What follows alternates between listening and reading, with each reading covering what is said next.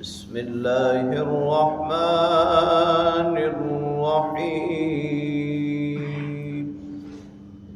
وإذ نجيناكم من آل فرعون يسومونكم سوء العذاب يذبحون أبناءكم ويستحيون نساءكم وفي ذلكم بلاء من ربكم عظيم وإذ فرقنا بكم البحر فأنجيناكم وأغرقنا آل فرعون وأنتم تنظرون صدق الله وصدق رسوله النبی الکریم۔ سورہ بقرہ کی آیت نمبر 49 اور 50 کی تلاوت آپ نے سماعت کی۔ ترجمہ سماعت فرمائیں۔ وَإِذْ نَجَّيْنَاكُمْ مِنْ آلِ فِرْعَوْنَ، یاد کرو اس وقت کو جب تمہیں قوم فرعون سے نجات دی ہم نے۔ یسومونکم سوء العذاب، وہ تمہیں سخت تکلیف دیتے تھے۔ یذبحون ابناءکم، تمہارے بیٹوں کو ذبح کر دیتے تھے۔ ویستحیون نساءکم، اور تمہاری بیٹیوں کو زندہ چھوڑتے تھے۔ وفی ذالکم بلاء من ربکم عظیم، اور اس میں تمہارے رب کی طرف سے تمہارے لیے بہت بڑی آزمائش تھی۔ وَإِذْ فَرَقْنَا بِكُمُ الْبَحْرَ، اور اس وقت کو یاد کرو جب ہم نے تمہارے لیے سمندر پھاڑ دیا۔ فَأَنْجَيْنَاكُمْ، پھر تمہیں نجات دی۔ وَأَغْرَقْنَا آلَ فِرْعَوْنَ، اور فرعون اور قوم فرعون کو غرق کر دیا۔ وَأَنْتُمْ تَنْظُرُونَ، اور تم دیکھتے رہے۔ بنی اسرائیل پر اللہ تعالیٰ کی نعمتوں کا تفصیلی ذکر ہو رہا تھا۔ کل تلاوت کردہ آیات میں ایک بنیادی نعمت کا ذکر تھا کہ تمام جہانوں پر تمہیں فضیلت عطا فرمائی، یعنی افضلیت۔ آج کی تلاوت کردہ آیات میں بھی دو نعمتیں اللہ رب العالمین نے یاد دلائی ہیں۔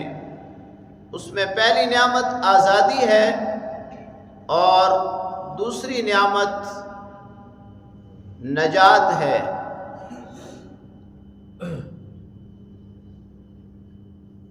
اللہ رب العالمین فرما رہے ہیں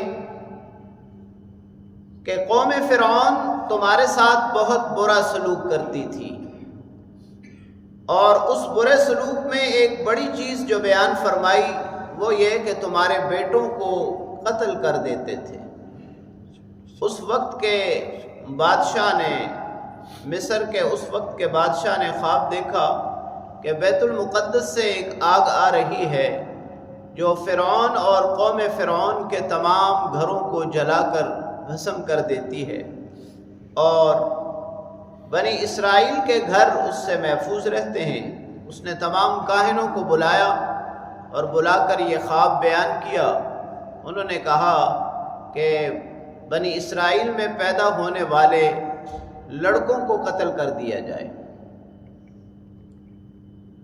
بعض مفسرین کرام نے یہ رائے بھی اختیار کی ہے کہ چونکہ 400 سال تقریباً ان کو گزر چکے تھے اور قوم فرعون پر ان کی تعداد بڑھنے لگی تھی، تجاوز کرنے لگی تھی، لہٰذا انہیں خطرہ تھا کہ ہم کہیں اکثریت کے بجائے اقلیت میں نہ بدل جائیں، اس لیے انہوں نے یہ فیصلہ کیا۔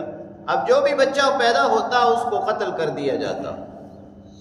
کچھ عرصے کے بعد یہی قوم فرعون کے لوگ آئے اور انہوں نے کہا کہ ہمارے سارے چھوٹے موٹے کام، گھٹیا کام تو یہ کرتے تھے، یعنی انہوں نے غلام بنا کے ہی رکھا ہوا تھا بنی اسرائیل کو، تو اب اگر ہم مسلسل ان کے بچوں کو قتل کرتے رہیں گے تو ہمارے یہ کام کون کرے گا؟ پھر فیصلہ یہ ہوا کہ 1 سال بچوں کو قتل کر دیا جائے اور 1 سال قتل نہ کیا جائے۔ اللہ رب العالمین کی قدرت دیکھیے کہ جس سال بچوں کو زندہ چھوڑا جاتا تھا اس سال حضرت ہارون علیہ السلام پیدا ہوئے، اور جس سال بچوں کو قتل کیا جاتا تھا اسی سال حضرت موسیٰ علیہ السلام پیدا ہوئے۔ اللہ تعالیٰ نے آپ کی حفاظت کی اور آپ کی پرورش کا بندوبست فرعون کے محل میں کر دیا۔ یوں اللہ رب العالمین نے عزت عطا فرمائی۔ پھر جب اللہ رب العالمین نے موسیٰ علیہ السلام کو نبوت عطا کی تو انہوں نے آ کر فرعون اور قوم فرعون کو بڑا سمجھایا، لیکن وہ نہ سمجھے، باطل پر اڑے رہے، ڈٹے رہے۔ پھر اللہ کی طرف سے حکم ہوا کہ اب آپ اپنی قوم کو لے کر خفیہ طریقے سے نکل جائیں۔ اب جب نکلے تو راستے میں بحر کلثم تھا، سمندر کے کنارے پہنچے تو پیچھے سے فرعون اور اس کی قوم، اس کی فوج بھی پہنچ گئی۔ موسیٰ علیہ السلام نے اللہ کے حکم سے اپنا عصا سمندر پر مارا اور اللہ رب العالمین نے ان کے لیے راستے کا انتظام کر دیا، یعنی چلتے ہوئے سمندر میں خشک راستہ اللہ نے بنا دیا، ادھر کا پانی ادھر اور ادھر کا پانی ادھر رک گیا۔ اللہ رب العالمین نے موسیٰ علیہ السلام اور آپ کی قوم کو بخیر و عافیت دریا سے، سمندر سے پار کر دیا۔ اس کو دیکھ کر فرعون اور اس کی قوم نے بھی سمندر میں جانا شروع کیا۔ جب سارے کے سارے سمندر کے اندر چلے گئے اللہ رب العالمین نے ان کو غرق کر دیا۔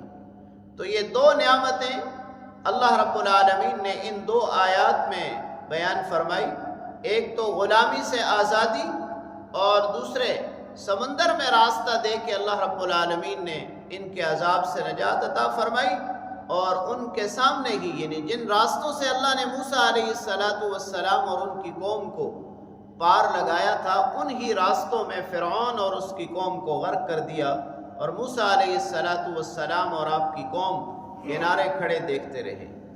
اللہ کریم سے دعا ہے اللہ تعالیٰ کلام پاک کو پڑھنے، سمجھنے اور اس پر عمل کرنے کی توفیق نصیب کرے۔